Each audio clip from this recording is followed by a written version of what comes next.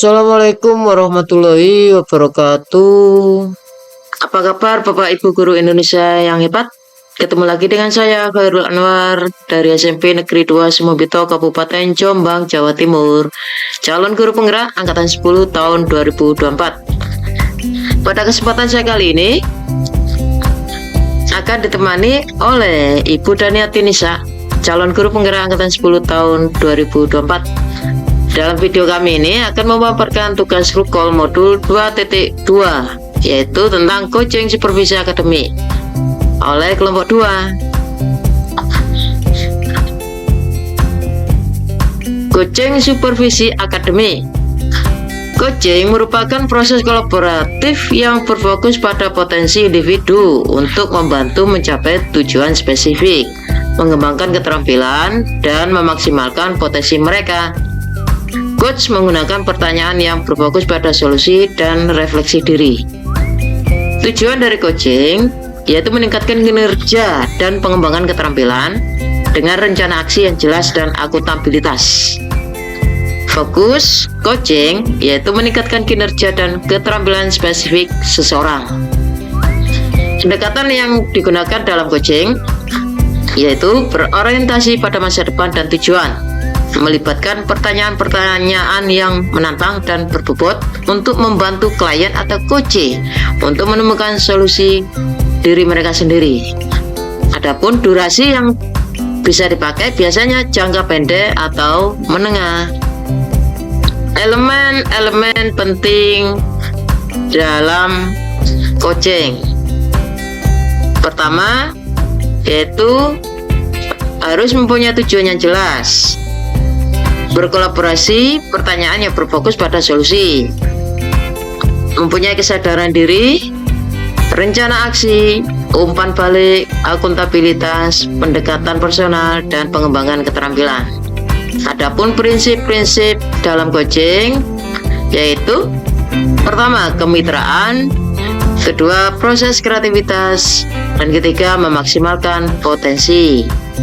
Kompetensi inti dalam coaching yaitu kehadiran penuh, mendengarkan aktif apa yang disampaikan coach, dan mengajukan pertanyaan yang berbobot pada coach.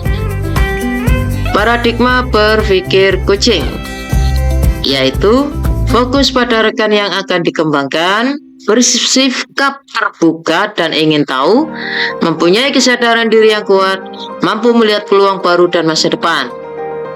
Penerapan coaching dengan menggunakan alur Tirta antara lain menerapkan tujuan yang ingin dicapai oleh coach, mengidentifikasi situasi dan kondisi saat ini, membuat rencana aksi yang ingin dicapai oleh coach, dan memastikan coach bisa bertanggung jawab atas tindakan yang telah mereka putuskan. Mendengarkan dengan rasa antara lain menerima dan mendengarkan informasi yang disampaikan oleh coach, dan memberikan apresiasi dengan merespon atau memberikan bahwa kita mendengarkan coach, membuat rangkuman dari apa yang disampaikan oleh coach, dan terakhir menanyakan pertanyaan-pertanyaan berbobot pada coach. Berikut merupakan simulasi implementasi modul 2.3 tentang coaching supervisi akademik oleh kelompok 2. Bagian pertama, di mana saya sebagai coach dan teman saya Ibu Daniati Nisa sebagai coach. Selamat menyaksikan video kami. Oke, bismillahirrahmanirrahim. Assalamualaikum warahmatullahi wabarakatuh. Waalaikumsalam warahmatullahi wabarakatuh, Pak Anwar. Selamat siang, Bu Nia. Bu Nia Daniatin. Boleh saya panggil Bu Nia, nggih? Nggih, boleh, Pak Khairul Anwar. Gimana kabarnya hari ini, Bu? Alhamdulillah sehat, Pak Anwar.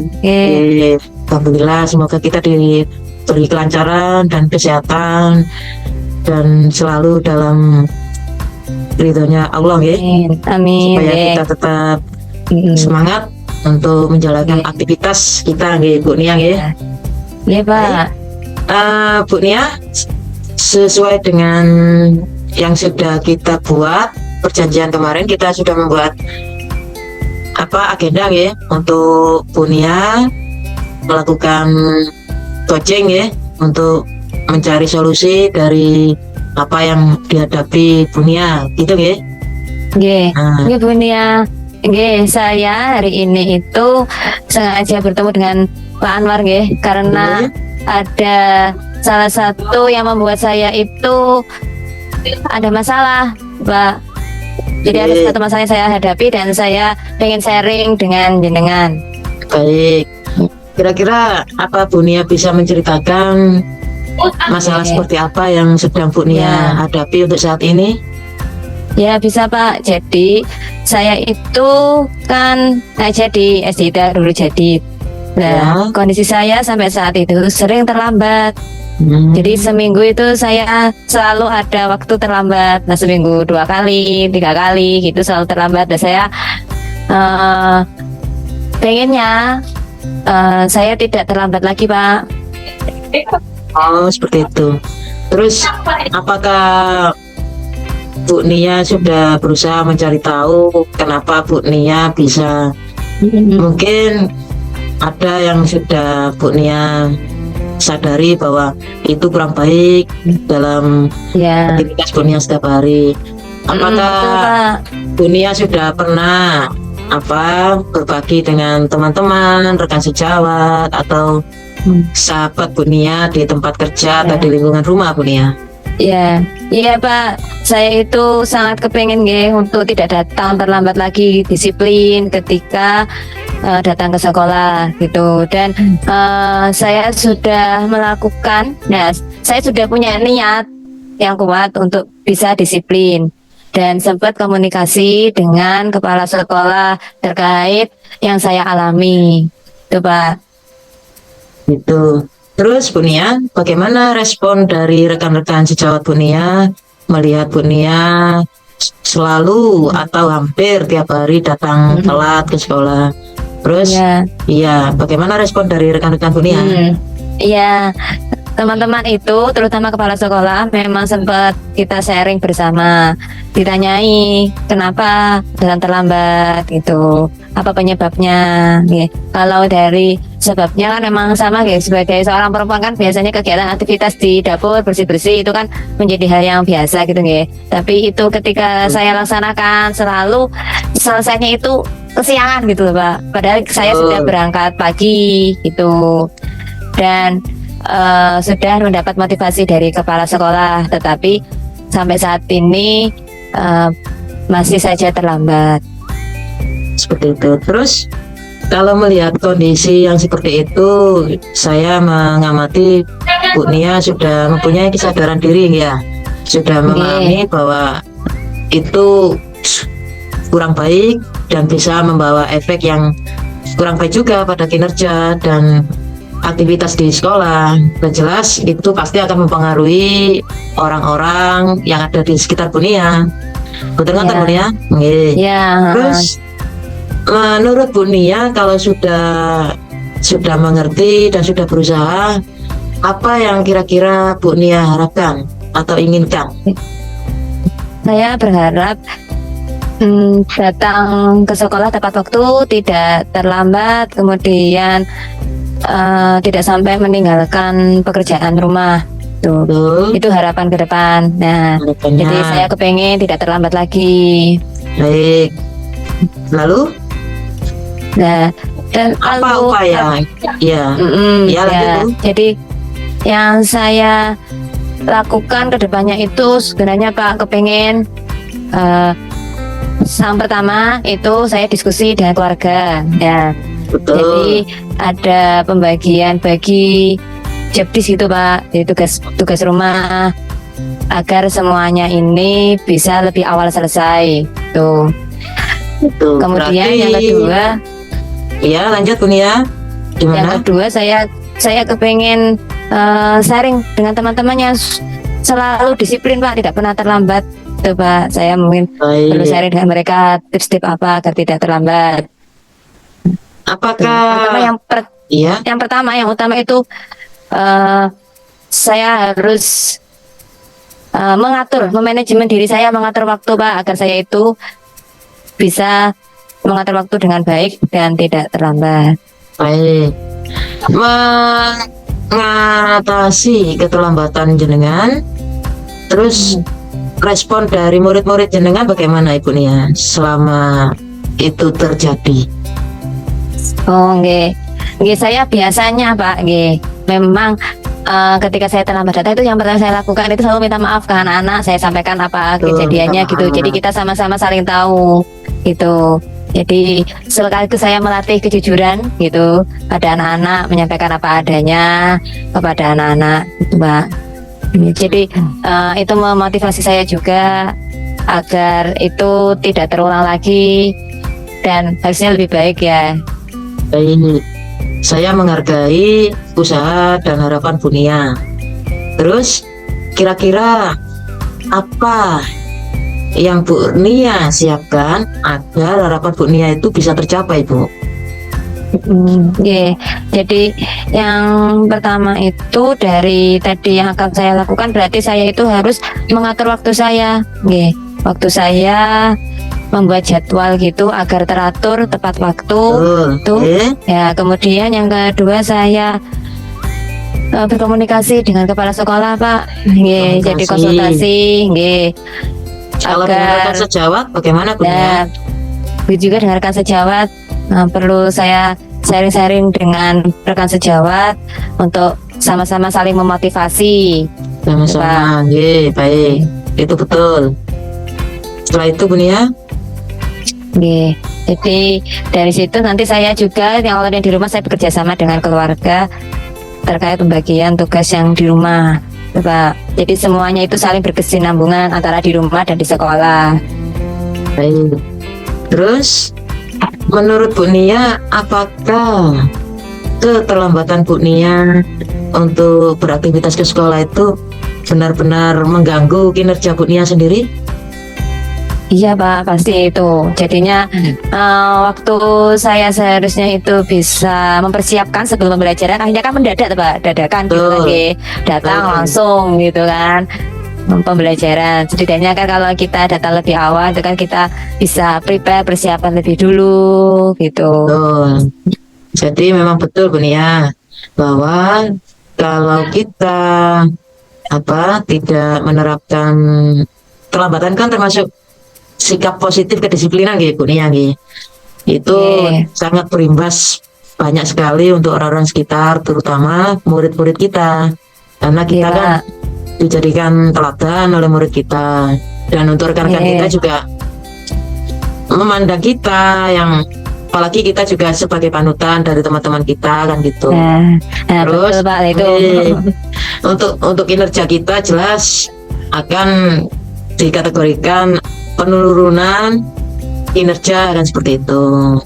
Baik Bu Nia, semoga Bu Nia nanti bisa berhasil, bisa sukses, harapannya bisa terpenuhi dengan baik. Bu Nia bisa menjadi lebih disiplin, begitu Bu Nia ya. Nantinya tentunya Bu Nia ya seperti yang Bu Nia sampaikan, kita memang perlu selalu terus berkolaborasi dengan orang-orang di sekitar kita. Ya, dimanapun kita berada kan memang kolaborasi itu perlu diterapkan. Karena dalam pembelajaran itu kita memang tidak bisa lepas dari bantuan orang lain. Bukan begitu Ibu Nia? Ya, betul Pak. Jadi nanti ini saya lakukan 1 bulan ini. Nanti kita sharing lagi ya Pak Anwar ya. Terus kira-kira saya lanjutkan Ibu Nia. Kira-kira apakah Bu Nia punya target harapan Bu Nia bisa tercapai dalam jangka waktu berapa bulan? Menurut Bu Nia, targetnya kira-kira ada target apa tidak untuk? Ya, yang jelas ada Pak. Jadi untuk mencapai ini target 1 bulan ke depan itu saya setidaknya terlambatnya sudah berkurang, itu target untuk bulan ini ya. Harapannya nanti bulan selanjutnya sudah tidak terlambat lagi gitu Pak. Baik, saya lanjutkan ya Bu Nia. Di dalam mencapai harapan Bu Nia supaya lebih disiplin, lebih aktif, dan nggak terlambat lagi, kira-kira adakah orang-orang atau pihak-pihak yang bisa Bu Nia mintai bantuan untuk mencapai harapan Bu Nia itu? ada Pak. Jadi saya akan berkolaborasi ya dengan terutama kepala sekolah, kemudian rekan sejawat dan keluarga Pak.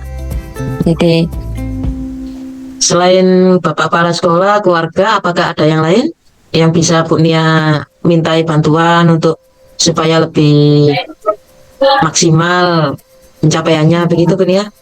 itu sudah cukup Pak. Tinggal penguatan dari saya sendiri untuk manajemen diri, mengatur waktu itu Pak, dari saya pribadi. Baik, baik. Terima kasih Bu Nia atas waktunya. Kalau saya boleh menyampaikan lagi bahwa Bu Nia dari percakapan hari ini sungguh sangat bermanfaat ya. Semoga itu membawa barokah untuk kita semua ya, dan bisa menjadi inspirasi bagi orang-orang di sekitar kita, dan pengalaman kita ini terutama Bu Nia bisa menjadi pelajaran ya, diambil pelajaran, diambil hikmahnya, dan bisa menjadi contoh untuk rekan-rekan Bu Nia di tempat kerja ya. Dan semoga apa yang Bu Nia cita-citakan, apa yang Bu Nia harapkan bisa tercapai, diridhoi oleh Allah, dan tentunya ini semua untuk kebaikan anak didik kita ya Bu Nia ya. Iya betul Pak. Baik Bu Nia, untuk hari ini terima kasih atas waktunya. Nanti kalau ada saya juga terima kasih Pak Anwar. Kita juga berterima kasih atas kesempatan yang telah diberikan bisa sharing dengan jenengan. Saya sangat senang Pak Anwar. Nanti kalau ada hal lain, mari silakan Bu Nia bisa konsultasi atau diskusi lagi. Kita cari tempat yang nyaman, yang santai, yang enak. Kita bisa saling mencari solusi supaya kita itu bisa mencapai apa yang kita harapkan, gitu Bu Nia. Baik, terima kasih Bu Nia untuk pertemuan kali ini. Mohon maaf bila ada yang salah dalam pengucapan ya Bu Nia. Kita sama-sama Pak. Terima kasih. Kita ketemu lagi di lain waktu. Karena hari ini mungkin Bu Nia sendiri masih banyak kegiatan ya Bu Nia. Terima kasih ya, benar Pak. Baik, kita tutup sama-sama Bu Nia pertemuan virtual kita hari ini. Semoga Gusti Allah meridhoi dan merestui dan mengijabahi usaha-usaha kita selama ini Amin. Terima kasih. Saya akhiri Bu Nia Assalamualaikum warahmatullahi wabarakatuh. Waalaikumsalam warahmatullahi wabarakatuh. Berikut simulasi implementasi modul 2.3 tentang coaching supervisi akademik oleh kelompok 2 sesi kedua, di mana Ibu Doniati Nisa sebagai host dan saya Khairul Anwar sebagai coach. Selamat menyaksikan. Assalamualaikum warahmatullahi wabarakatuh Pak Anwar. Waalaikumsalam Bu Nia. Bagaimana Pak Anwar kabarnya hari ini? Alhamdulillah Ibu, saya hari ini cukup baik. Walaupun kemarin sempat flu Bu, karena musimnya itu yang lagi perubahan musim pancaroba Bu. Semoga lekas sehat ya Pak Anwar. Amin. Nah, Pak Anwar, hari ini kita akan bertemu Pak secara daring gitu dan pertemuan hari ini itu apa yang ingin Pak Anwar sampaikan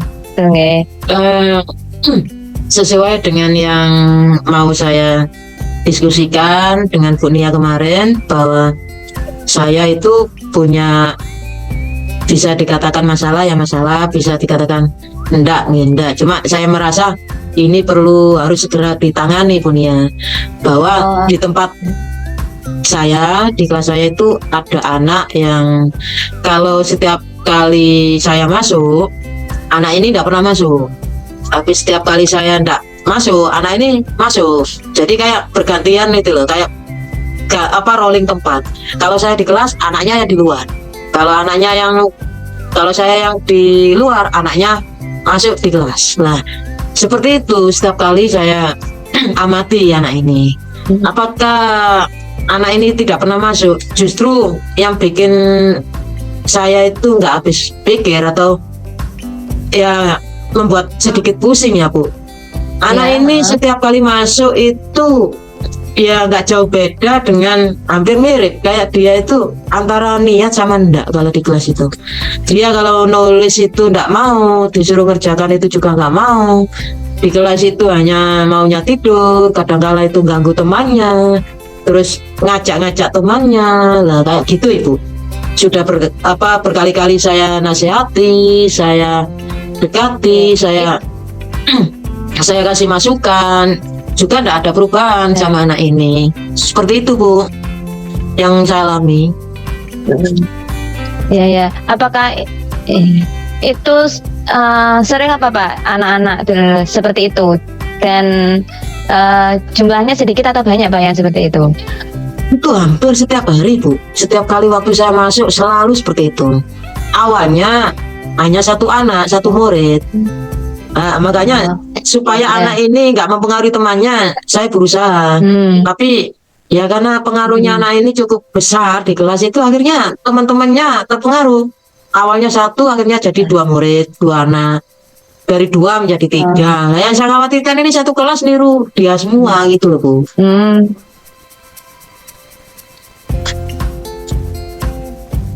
Ya, dari apa yang Bapak Anwar ceritakan, ya berarti itu kan situasi ketika pembelajaran panjenengan ya Pak nggih. Nah, itu harapannya nanti jenengan itu pengennya seperti apa sih Pak? Anak-anak itu seperti apa inginnya?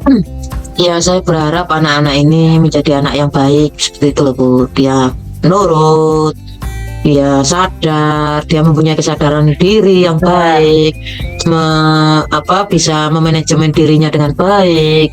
Anak-anak ini mempunyai kesadaran sosial yang baik, mempunyai keterampilan relasi yang baik, dan bisa mengambil keputusan yang benar-benar bisa mereka pertanggungjawabkan seperti itu.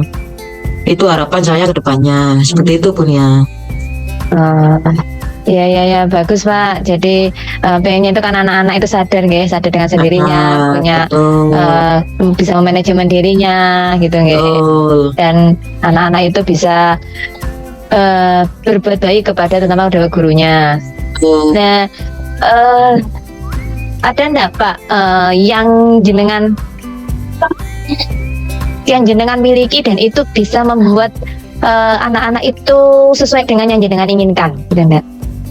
Kekuatan apa, kemudian ada rencana apa agar anak-anak itu bisa sesuai dengan harapan tadi, punya kesadaran diri, bisa manajemen diri, patuh dengan jenengan, mau mengerjakan tugas, seperti itu Pak.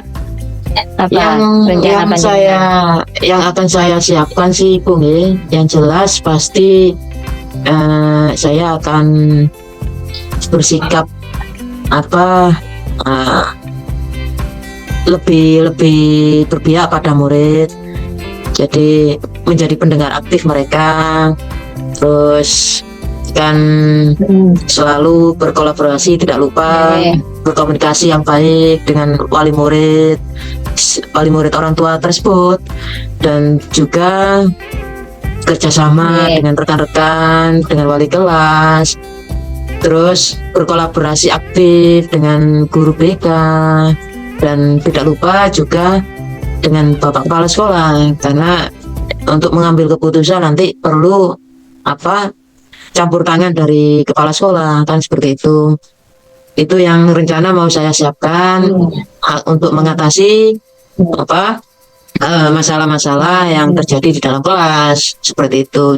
Yang pasti saya akan menggunakan 5 posisi kontrol untuk menghadapi murid, dan saya akan menggunakan motivasi intrinsik agar murid itu mau melakukan atas dorongan pribadinya, bukan karena faktor luar, seperti itu. Yang pasti kompetensi kesadaran diri anak itu harus dikembangkan dengan baik.